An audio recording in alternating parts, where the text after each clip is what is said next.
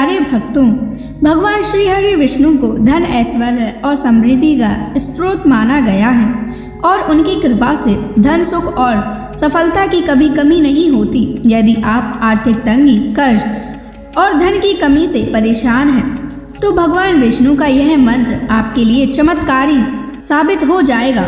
इस मंत्र के नियमित 108 बार जाप करने से व्यापार और करियर में अपार उन्नति प्राप्त होने लगेगी। घर में स्थायी रूप से लक्ष्मी का वास होने लगेगा। सभी प्रकार की नकारात्मकता और आर्थिक बाधाएं समाप्त हो जाएंगी। जो भी भक्त सच्चे मन से विष्णु जी के इस मंत्र का जाप करता है, उसे अपने जीवन में धन और सफलता की कभी कमी नहीं आती है। इसलिए प्यारे भक्तों, इस मंत्र का जाप अवश्य करें। यह मंत्र बहुत ही चमत्कारी और अद्भुत मंत्र है। इस मंत्र का प्रभाव तुरंत ही दिखाई देने लगता है। इस मंत्र को आपको नियमित 108 बार जाप करना है। अगर आप भगवान विष्णु का आशीर्वाद प्राप्त करना चाहते हैं तो इस वीडियो को लाइक और चैनल को सब्सक्राइब जरूर कर दीजिए और कमेंट बॉक्स में जय विष्णु अवश्य लिख दीजिए। तो चलिए भक्तों, मंत्र का जाप करना प्रारंभ करते हैं। ओम नमो भगवते वासुदेवाय धनम मे देहि शीघ्रम्। ओम नमो भगवते वासुदेवाय धनम मे देहि शीघ्रम्। ओम नमो भगवते वासुदेवाय धनम मे देहि शीघ्रम्। ओम नमो भगवते वासुदेवाय धनम मे देहि शीघ्रम्। ओम नमो भगवते वासुदेवाय धनम मे देहि शीघ्रम्। ओम नमो भगवते वासुदेवाय धनम मे देहि शीघ्रम्। ओम नमो भगवते वासुदेवाय धनम मे देहि शीघ्रम्।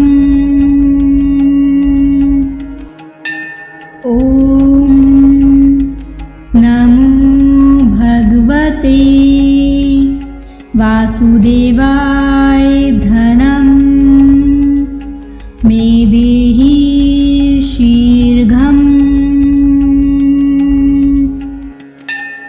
ओम नमो भगवते वासुदेवाय धनम मे देहि शीघ्रम्। ओम नमो भगवते वासुदेवाय धनम मे देहि शीघ्रम्। ओम नमो भगवते वासुदेवाय धनम मे देहि शीघ्रम्। ओम नमो भगवते वासुदेवाय धनम मे देहि शीघ्रम्।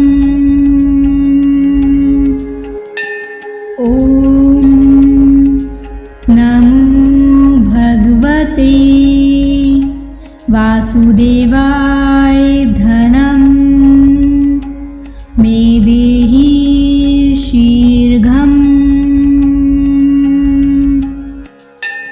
ॐ नमो भगवते वासुदेवाय धनं मे देहि शीघ्रम्। ॐ नमो भगवते वासुदेवाय धनं मे देहि शीघ्रम्। ॐ नमो भगवते वासुदेवाय धनं मे देहि शीघ्रम्। ॐ नमो भगवते वासुदेवाय धनं मे देहि शीघ्रम्। ॐ नमो भगवते वासुदेवाय धनं मे देहि शीघ्रम्। ॐ नमो भगवते वासुदेवाय धनं मे देहि शीघ्रम्। ॐ नमो भगवते वासुदेवाय धनं मे देहि शीघ्रम्। ॐ नमो भगवते वासुदेवाय धनं मे देहि शीघ्रम्। ॐ नमो भगवते वासुदेवाय धनं मे देहि शीघ्रम्। ॐ नमो भगवते वासुदेवाय धनं मे देहि शीघ्रम्। ॐ नमो भगवते वासुदेवाय धनं मे देहि शीघ्रम्। ॐ नमो भगवते वासुदेवाय धनं मे देहि शीघ्रम्। ॐ नमो भगवते वासुदेवाय धनं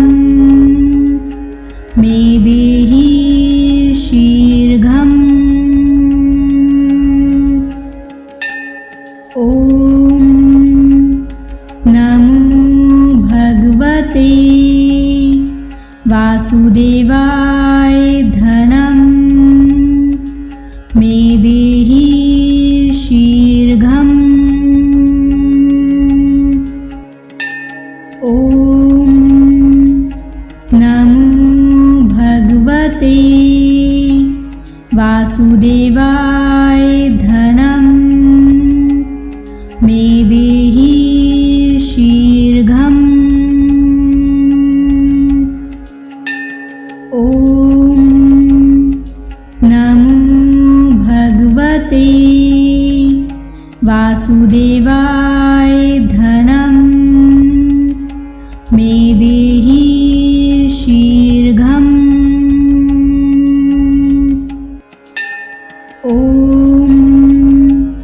नमो भगवते वासुदेवाय धनं मे देहि शीघ्रम्। ॐ नमो भगवते वासुदेवाय धनं मे देहि शीघ्रम्। ॐ नमो भगवते वासुदेवाय धनं मे देहि शीघ्रम्।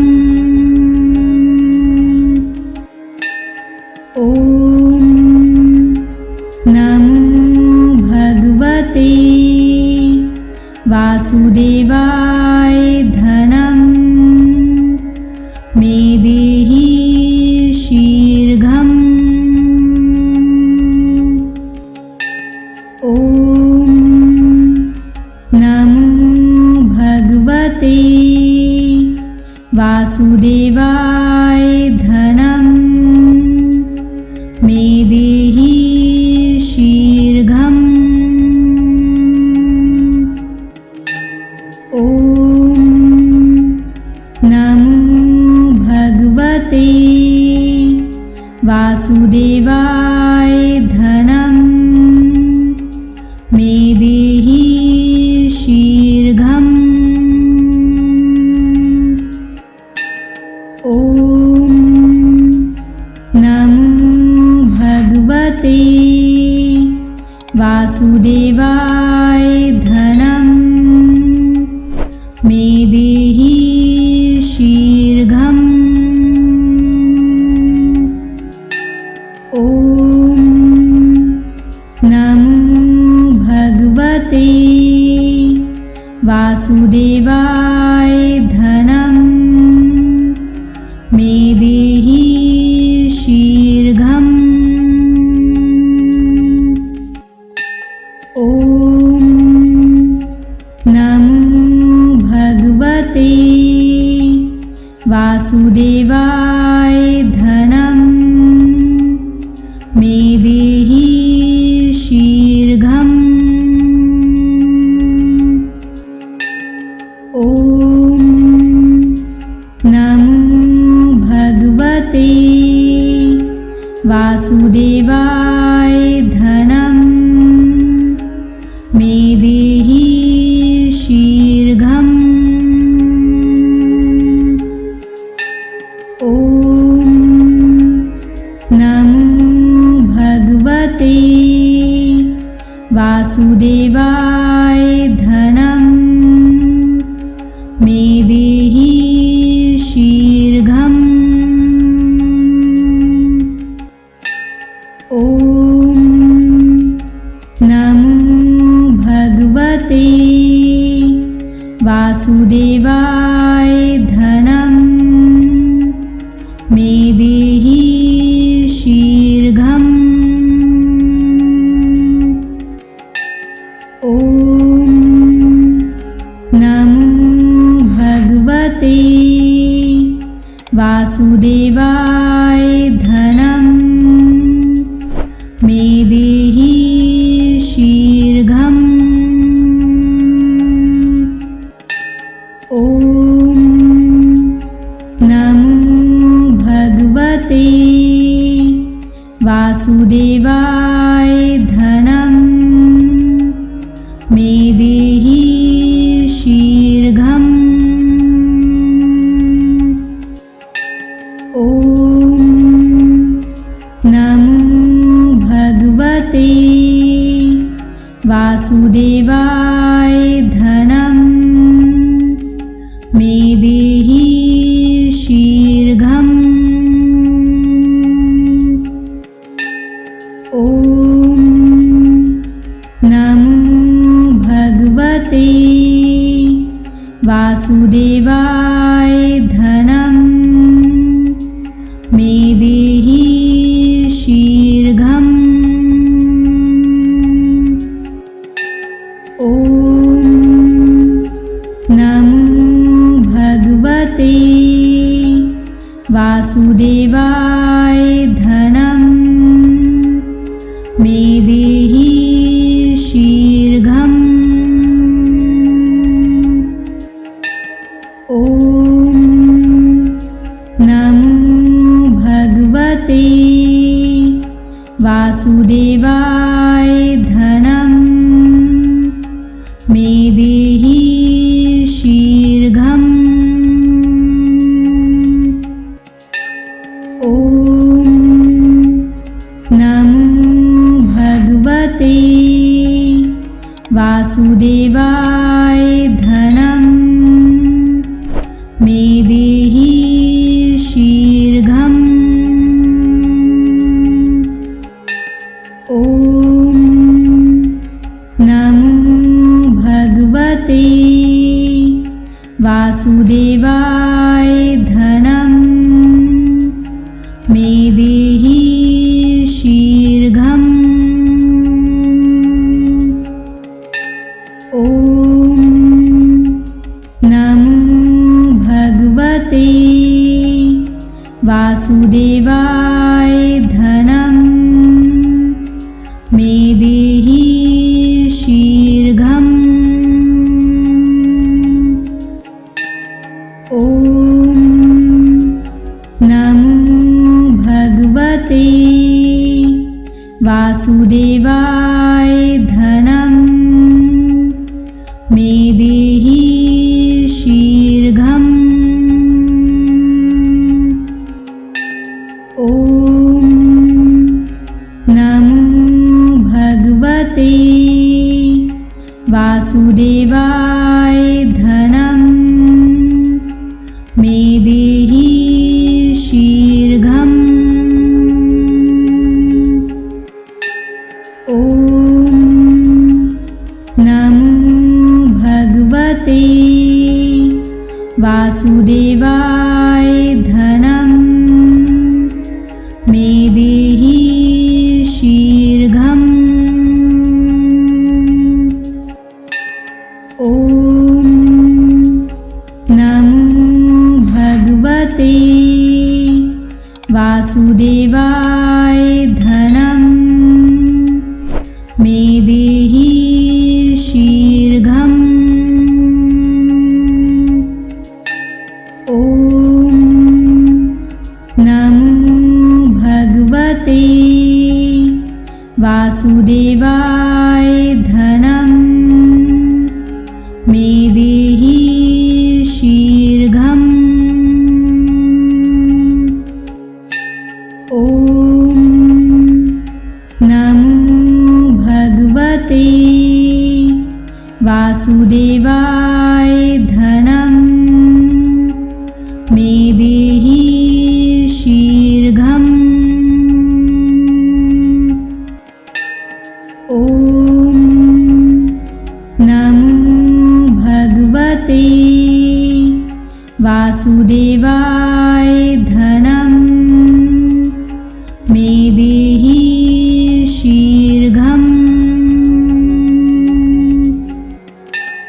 ॐ नमो भगवते वासुदेवाय धनं मे देहि शीघ्रम्। ॐ नमो भगवते वासुदेवाय धनं मे देहि शीघ्रम्। ॐ नमो भगवते वासुदेवाय धनं मे देहि शीघ्रम्। ॐ नमो भगवते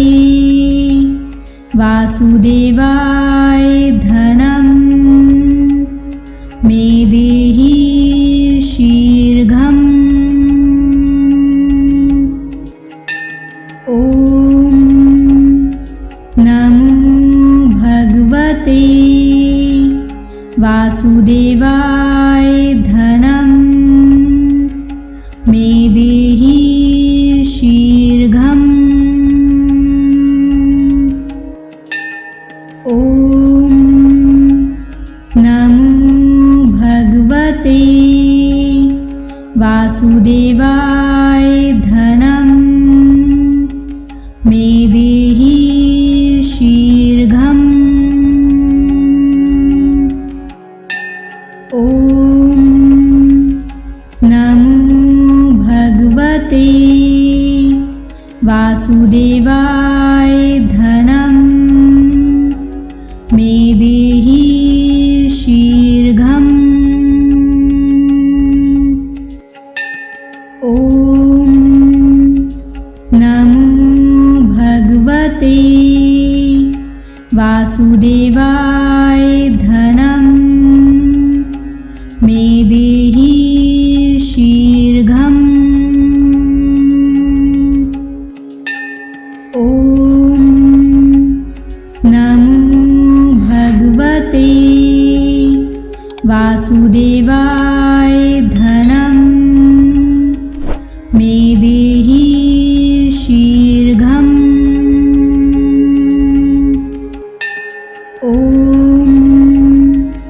नमो भगवते वासुदेवाय धनं मे देहि शीघ्रम्। ॐ नमो भगवते वासुदेवाय धनं मे देहि शीघ्रम्। ॐ नमो भगवते वासुदेवाय धनं मे देहि शीघ्रम्। ॐ नमो भगवते वासुदेवाय धनं मे देहि शीघ्रम्। ॐ नमो भगवते वासुदेवाय धनं मे देहि शीघ्रम्। ॐ नमो भगवते वासुदेवाय धनं मे देहि शीघ्रम्। ॐ नमो भगवते वासुदेवाय धनं मे देहि शीघ्रम्। ॐ नमो भगवते वासुदेवाय धनं मे देहि शीघ्रम्। ॐ नमो भगवते वासुदेवाय धनं मे देहि शीघ्रम्। ॐ नमो भगवते वासुदेवाय धनं मे देहि शीघ्रम्। ॐ नमो भगवते वासुदेवाय धनं मे देहि शीघ्रम्। ॐ नमो भगवते वासुदेवाय धनं मे देहि शीघ्रम्। ॐ नमो भगवते वासुदेवाय धनं मे देहि शीघ्रम्। ॐ नमो भगवते वासुदेवाय धनं मे देहि शीघ्रम्। ॐ नमो भगवते वासुदेवाय धनं मे देहि शीघ्रम्। ॐ नमो भगवते वासुदेवाय धनं मे देहि शीघ्रम्। ॐ नमो भगवते वासुदेवाय धनं मे देहि शीघ्रम्। ॐ नमो भगवते वासुदेवाय धनं मे देहि शीघ्रम्। ॐ नमो भगवते वासुदेवाय धनं मे देहि शीघ्रम्। ॐ नमो भगवते वासुदेवाय धनं मे देहि शीघ्रम्। ॐ नमो भगवते वासुदेवाय धनं मे देहि शीघ्रम्। ॐ नमो भगवते वासुदेवाय धनं मे देहि शीघ्रम्। ॐ नमो भगवते वासुदेवाय धनं मे देहि शीघ्रम्। ॐ नमो भगवते वासुदेवाय धनं मे देहि शीघ्रम्। ॐ नमो भगवते वासुदेवाय धनं मे देहि शीघ्रम्। ॐ नमो भगवते वासुदेवाय धनं मे देहि शीघ्रम्। ॐ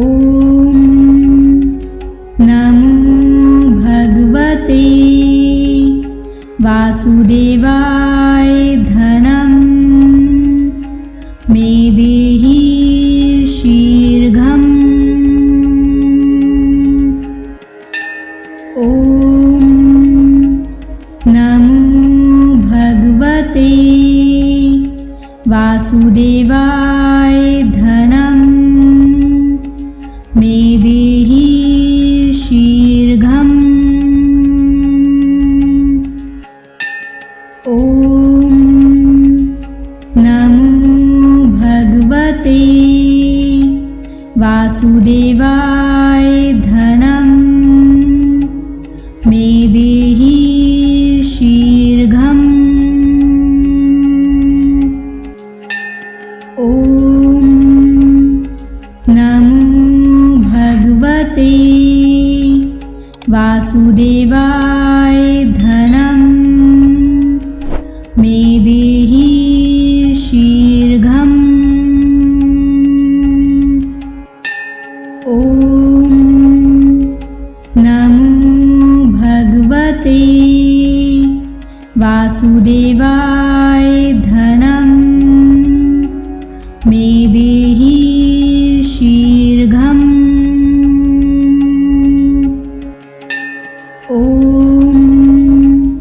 नमो भगवते वासुदेवाय धनं मे देहि शीघ्रम्। ॐ नमो भगवते वासुदेवाय धनं मे देहि शीघ्रम्। ॐ नमो भगवते वासुदेवाय धनं मे देहि शीघ्रम्। ॐ नमो भगवते वासुदेवाय धनं मे देहि शीघ्रम्। ॐ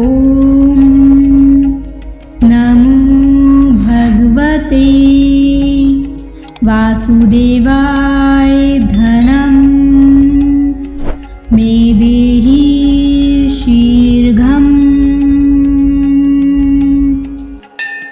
ॐ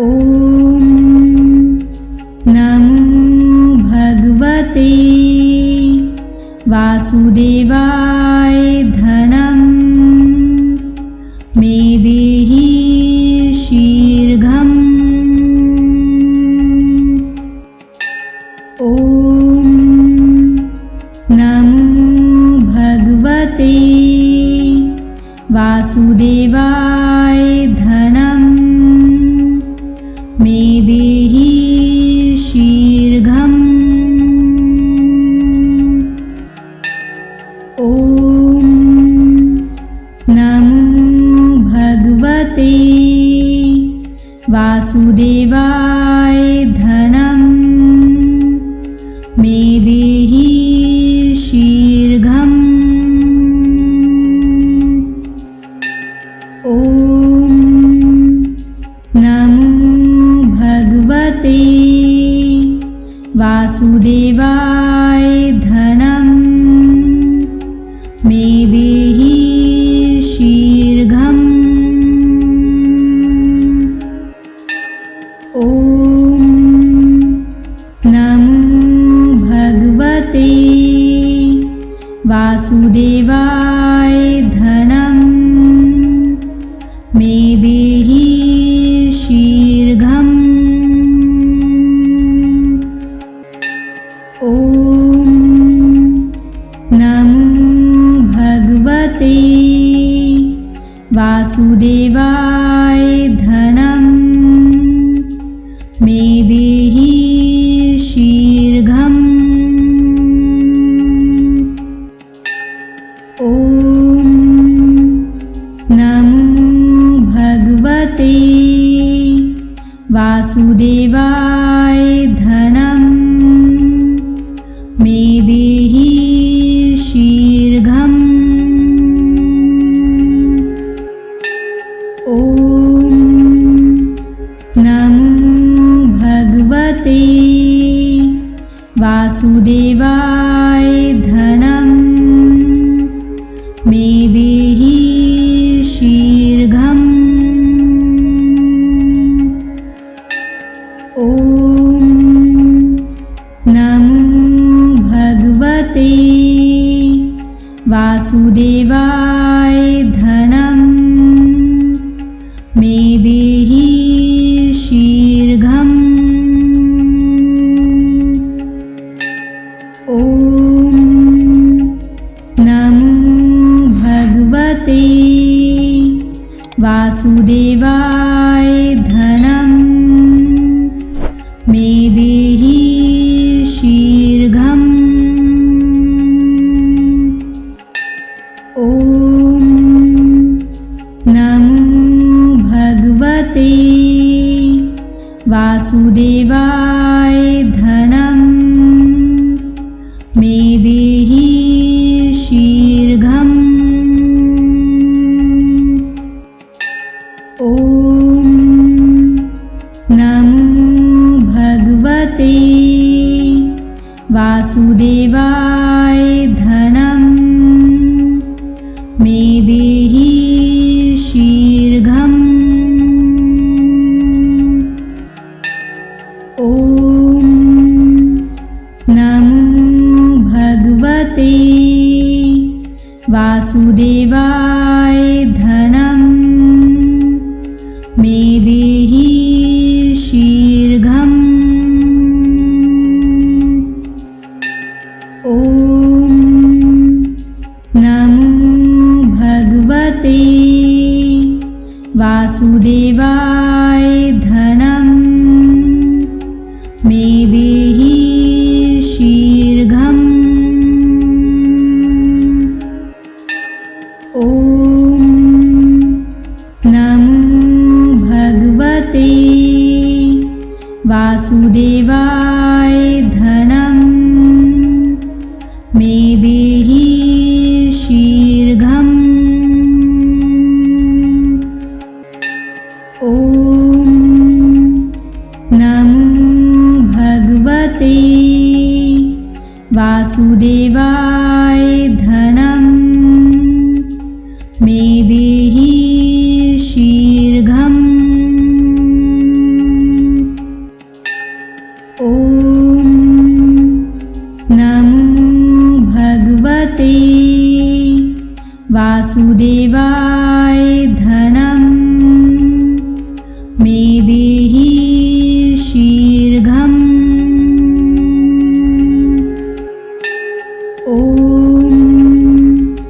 नमो भगवते वासुदेवाय धनं मे देहि शीघ्रम्। ॐ नमो भगवते वासुदेवाय धनं मे देहि शीघ्रम्। ॐ नमो भगवते वासुदेवाय धनं मे देहि शीघ्रम्। ॐ नमो भगवते वासुदेवाय धनं मे देहि शीघ्रम्। ॐ नमो भगवते वासुदेवाय धनं मे देहि शीघ्रम्। ॐ नमो भगवते वासुदेवाय धनं मे देहि शीघ्रम्। ॐ नमो भगवते वासुदेवाय धनं मे देहि शीघ्रम्। ॐ